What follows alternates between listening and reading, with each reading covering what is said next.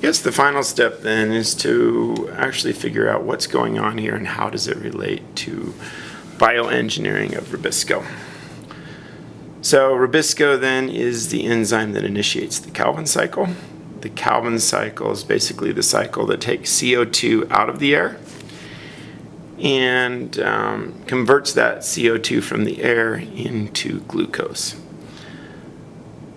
The glucose then is utilized in the plant cells for respiration. So this is basically what we're looking at here specifically is the Calvin cycle, where the Calvin cycle removes CO2. Light then makes, in the light reactions, we get ATP and ADPH. ATP and ADPH is utilized to crank the Calvin cycle. As that Calvin cycle cranks, we pull CO2 out of the chamber. That goes down in photosynthesis. Now, as CO2 goes down, the problem with Rubisco is that Rubisco does not really function as well in low CO2 as it does in high CO2.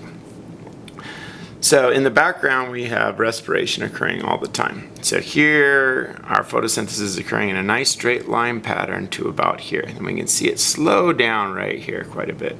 The reason it's slowing down is because Rubisco is starting to not function as efficiently, where O2 is taken up instead of the CO2 by the Rubisco and photosynthesis slows down. So here photosynthesis slows down to a state that it equals respiration. A flat line here means photosynthesis equals respiration going exactly at 0. This line then continues. You can see we go up a little bit here, which means our CO2 increases. When our CO2 increases, Rubisco works better and then our photosynthesis works better. When our CO2 goes down, then Rubisco works worse, and so on and so forth. So this line would continue exactly straight for quite a long time because we kind of have this balance between increasing photosynthesis rate, increasing CO2, decreasing CO2, decreasing photosynthesis rate, increasing CO2, and it'll just go back and forth and stay here at equilibrium because in the background all the time our respiration is occurring at exactly the same rate. So if our respiration occurs exactly at the same rate in the background, this will be a flat line straight across all the way.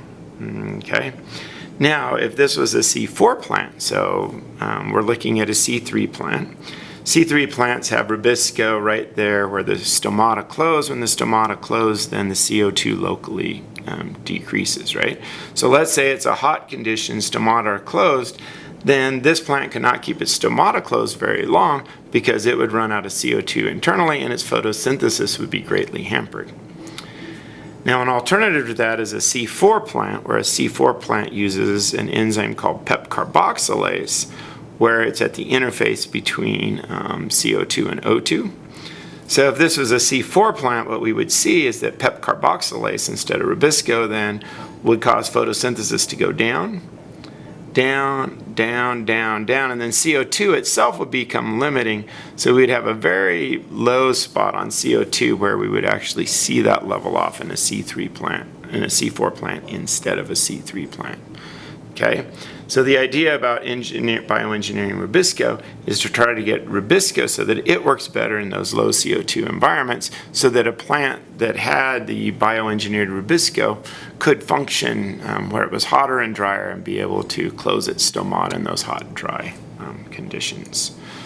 All right, cool.